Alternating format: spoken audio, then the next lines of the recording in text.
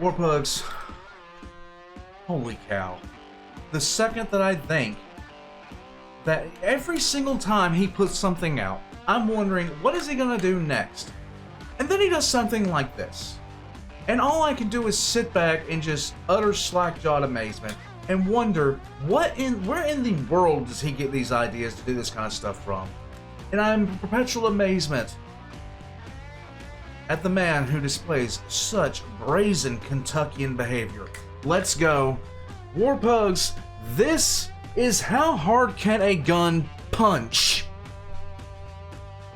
We have studied in extensive detail, as Scott has showed us, the numerous ways, the exceedingly numerous ways that a gun can disperse pimento cheese, snails, mayo, tea, water, ballistics gel, and other household condiments.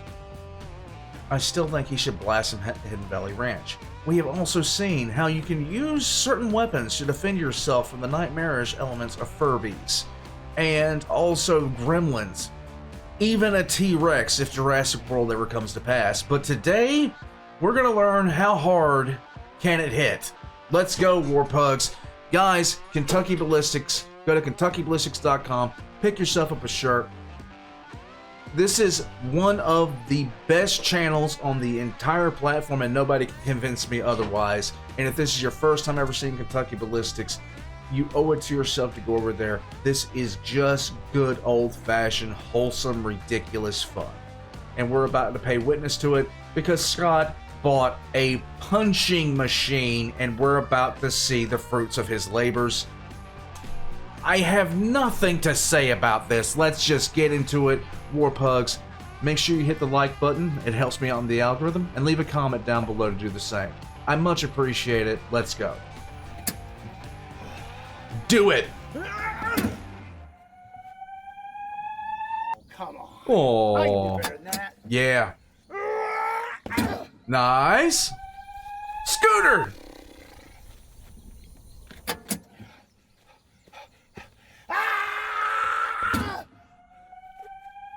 Absolutely pathetic. I bet you couldn't do much better.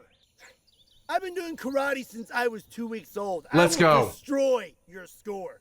Sweet. Do it, Scooter. Yeah, okay. Go ahead, let's see it then. All right. He has yet to answer the age-old question, though. Anytime I see him, I wonder the same thing every time I see him with a new weapon. Can it blend? Watch and learn. Yes.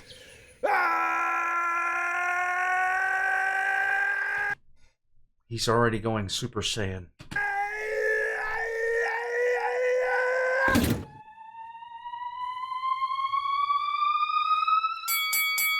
All right, man.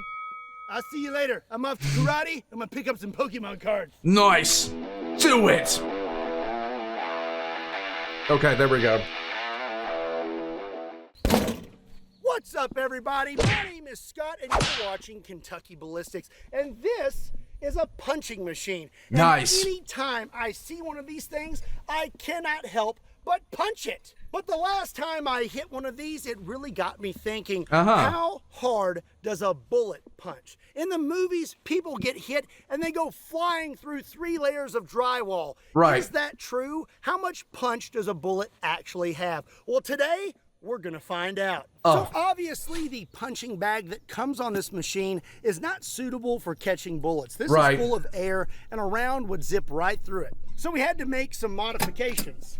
Now we are equipped with an angle iron frame that holds 2 layers of level 3A Premier Body Armor soft armor. Scott, you wonderful man. Thank you so much.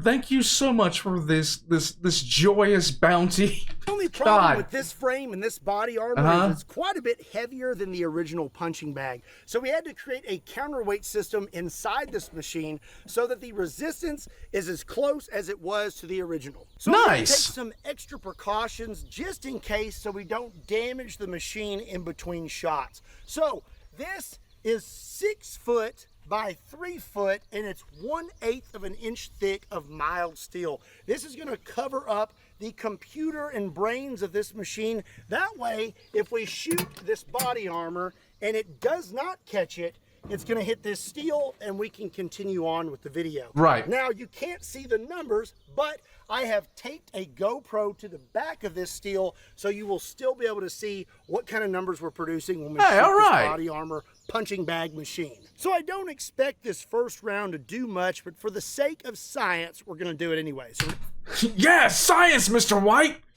Science! We're going to start out with 22 long rifle. This is a Smith & Wesson Victory, and I'm loaded up with a 40 grain 22 long rifle. Nice. Okay. Oh, that is perfect. I was wondering how he was going to show this off, but this is perfect. This is great.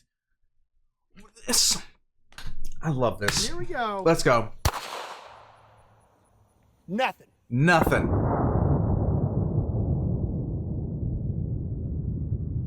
So we hit right here. The body armor caught the round, but did not have much energy to push this thing. And we have no numbers on the board. I'm not really surprised. Also, I just realized that this is backwards. This is actually supposed to be the other way, so I'm going to flip this frame real quick. Okay. So up next, we're going to step it up to the most common pistol caliber in the United States, and that is 9mm. I have a Glock COA, and I'll be loaded up with some 9mm 124 grain Hydra Shot. Let's see if this moves it. Let's go. Very curious. Here we go. It moved it, but not very much.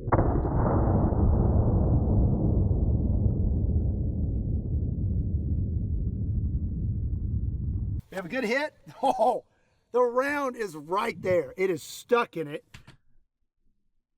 Scott is a terrifyingly good shot with these things. And as you can see, I barely moved this thing, which is rather interesting. And we have a big old 0 on the scoreboard. Yay. All right, so up next, we're going to step it up to 45 ACP. This is a SIG 1911, and I'm going to be loaded up with some 45 ACP, 230 grain jacketed hollow points, and these are plus P.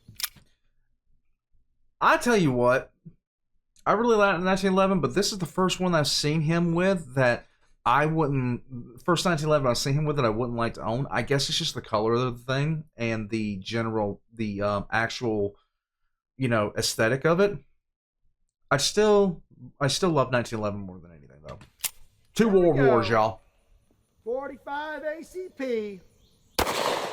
Oh, we got it to move. Nice. Wow.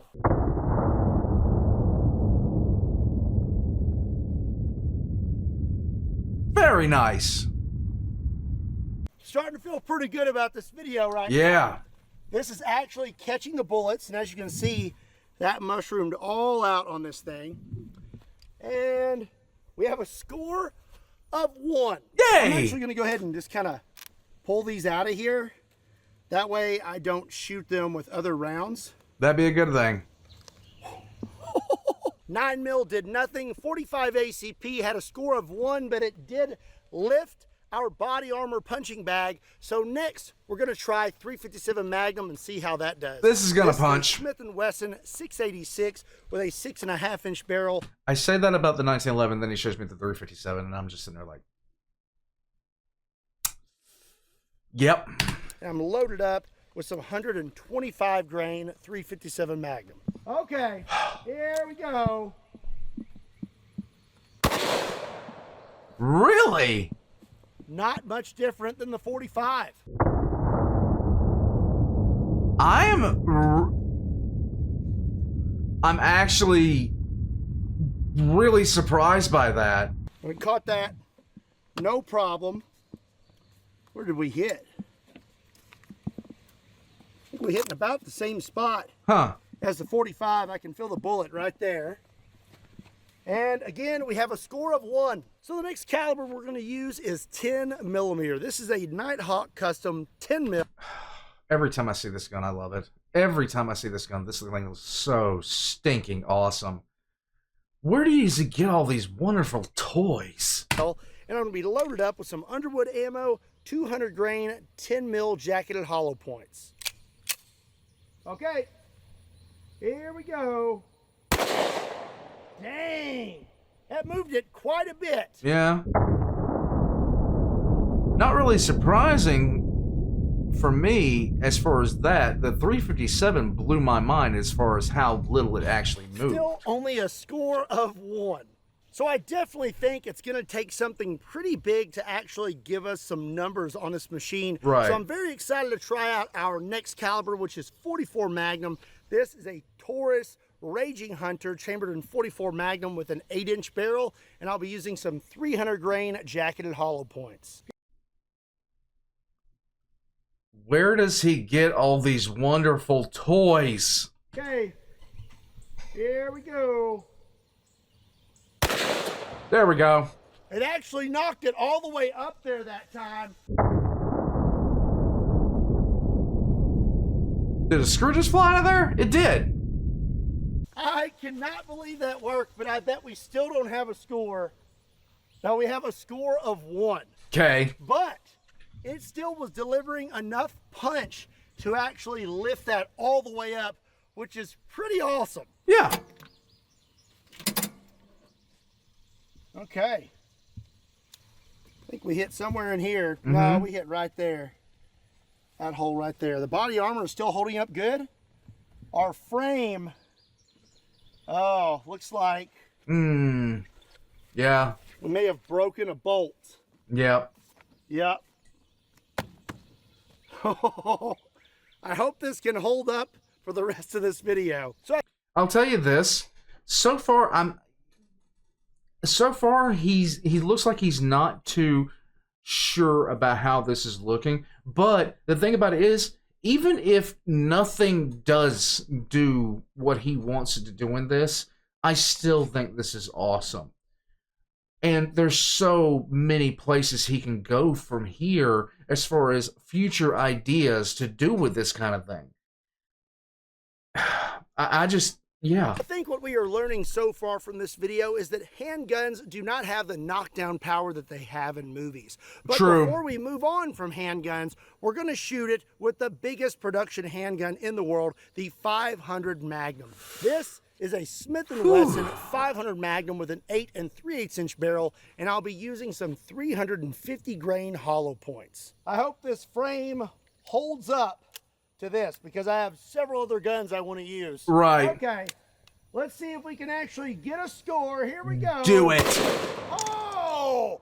Oh! Okay, there we go. There we go.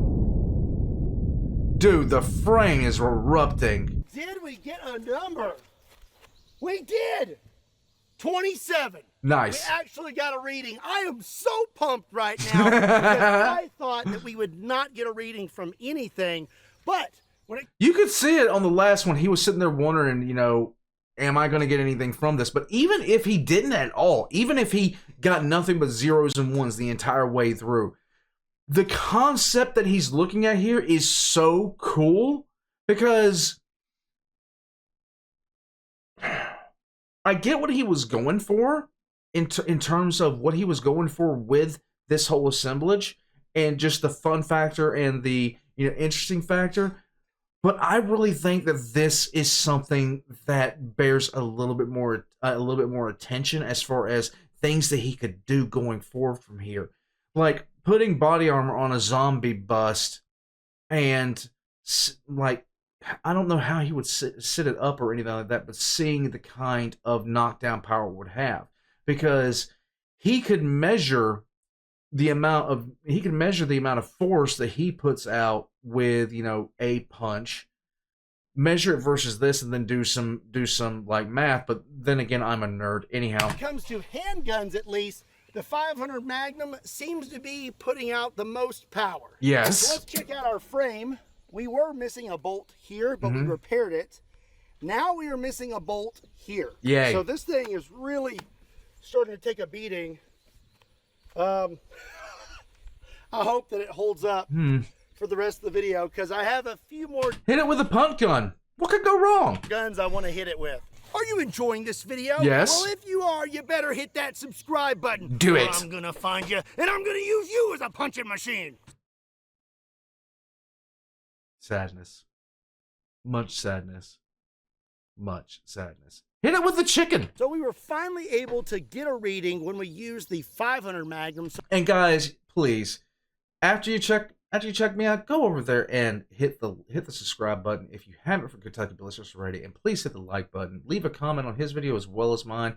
It helps his engagement. It helps my own. And I tell you this, you know, more people need to be seeing Kentucky Ballistics. I say that it is one of my favorite channels, flat out. More people need to see this, because this is just the kind of, you know, gun channel that shows people a few things. Number one, you can actually enjoy guns. Number two, he's always so safe with what he does. Even with that being said, he has a story about a gun malfunction that happened to him, and it's a very inspiring one to me. I'm just saying.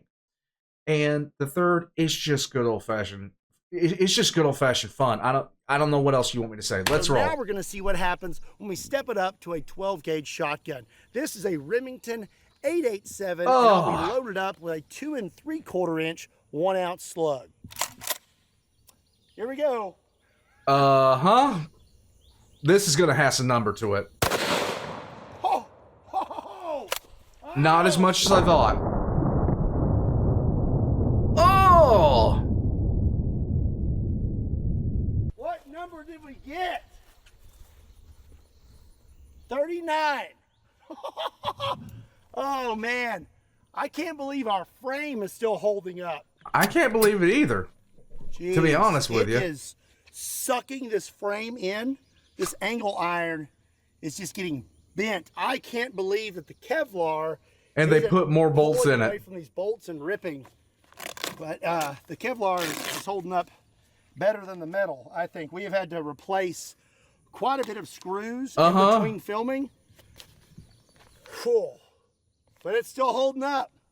Still looking good. Nice. The 12 gauge slug is our winner at this point, but now we're going to step it up to some rifles. But because we are using soft armor, I don't want to use anything moving too fast because it will cut through it like butter. So the rifle we're going to use up next is a 4570, and I'll be using a 4570 405 grain jacketed soft point. Look how good that looks. Oh, dude, just... Where does he get these toys? Oh my God. Let's go. Here we go. Let's go. Hope that little frame holds up. Oh. There's no way that... There's no way. I think we may have broken a bolt or two. Yeah. I gave a score of 1. So it did not carry it up there very well. We broke this middle bolt and one right here. So we do need to probably repair this thing real quick. Yeah. So up next, I was going to use 458 SOCOM, but our frame is really starting to take a beating, and I want to have enough left for our grand finale. So we're going to skip that and go ahead and step it up to our last gun, which is going to be 4-bore.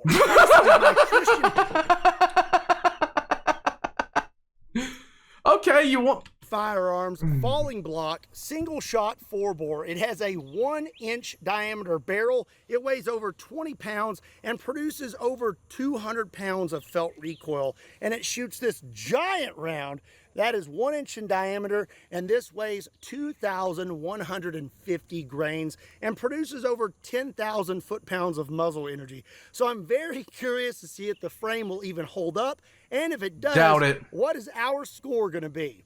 I doubt it. I honestly, sincerely, 1,000% doubt that that frame's gonna hold.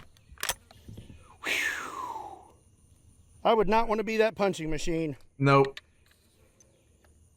He's essentially firing an artillery piece at we it. got one shot at this. Here we go.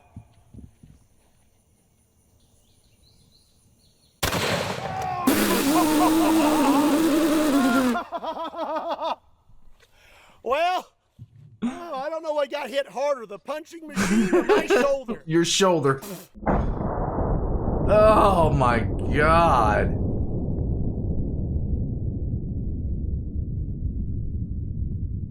The backstop held it too. Nice.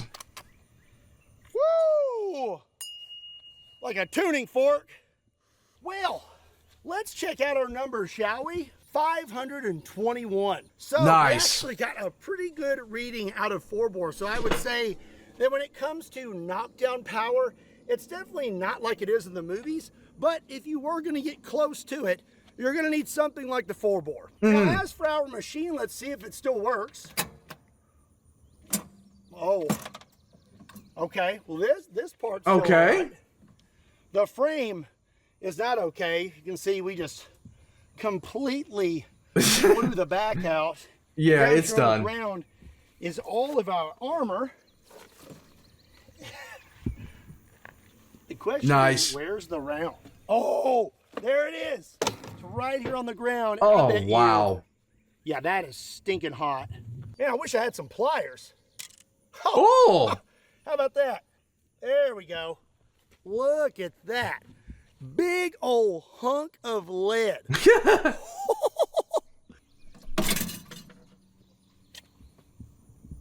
Let's move this. Yay! Okay. Now, let's see if this machine still works. Oh. Hey! Hey, all right. It still works. There you know go. what that means? That means maybe we can have a part 2 to this video. I do think that it will be good. I think the reason that he was having so many problems in the early going is probably because of how he had it rigged in the first place, but it's still just the thought process behind this. I'm loving it. Say next time we equip this thing with a plate holder that will hold ceramic plates. Right. And that way we can hit it with something that's moving faster, like 223, 308, things of that nature. The soft armor was definitely not going to hold up to those speeds, but we were able to get some pretty good numbers today, and we proved our concept. It actually works. And 4-bore at the moment is the champion. Yes. You know, other than these hands. Yep. All right. That is going to be it for today's video. I hope you enjoyed it. Would you like to see a part 2? And what guns would you like to see used in a...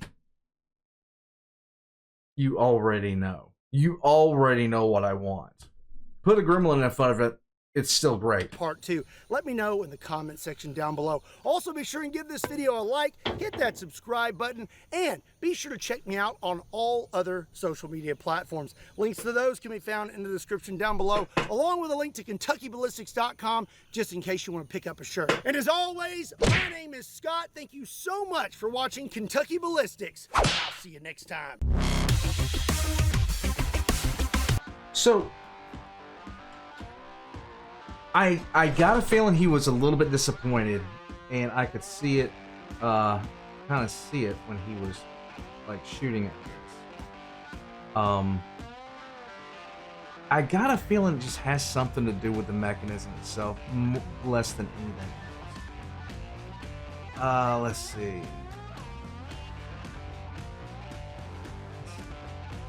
He was just having, it looked like he was a little bit concerned about it, but once he hit it that one good time and it started actually doing something, he started to really get into it. And I'll tell you this, sometimes it's just a good idea that you have. Sometimes it's just a good idea that you have. I would love to see him do more stuff with this kind of concept in mind, because that was just it's just a cool idea. It's just an absolutely cool idea. I'm wondering if he's going to do anything with the mechanism in between now and then, though. I would like to see what he does with the mechanism, because I got a feeling that there was just something with the transfer itself as far as how much force was being transferred and the way that it was kind of calculated. Because of just how little it did at the beginning. And it's not that I'm saying that, you know, oh, I expected a whole bunch out of 9mm, I expected a whole bunch out of 45 ACP or 357 Magnum. 357 Magnum actually shocked me. But I don't think he expected that little. We all expected the 22. Everybody expected it. But the sheer fact of the matter is, I would love to see this again, just to see what else he could do. Some things he does are just flat out hilarious. Some things that he does make you think. This one is just such a cool concept to actually consider. And there's so many places he can go for this, and I can't wait to see where he goes with this in the future. Because if he comes back to this and really just dives deep into this, this is going to have some very absolutely cool things to really just show for it. And I didn't even, when I first saw this on the feed, I was sitting there going, okay, you know, that, you know, I was sitting there thinking, first of all, that's cool. You know, the whole concept's cool. I didn't even know where he was going with it. I didn't know if he was going to be testing what if he tested recoil with this thing? Oh my god, what if he tested recoil? Dude, I don't know how he would even do that, but it would be so cool if he did. Warpugs, let me know what you think in the comment section down below. Hit the like button if you haven't already. Go check out Kentucky Ballistics. All of his links in the description down below as well. And if you feel like it, join as a member of Patreon for early access. And I hope you guys have a great day. I'll catch you guys next time. Dude, how would you... I'm gonna stop before my brain just goes into bad, like just really, really stupid places. Let's go.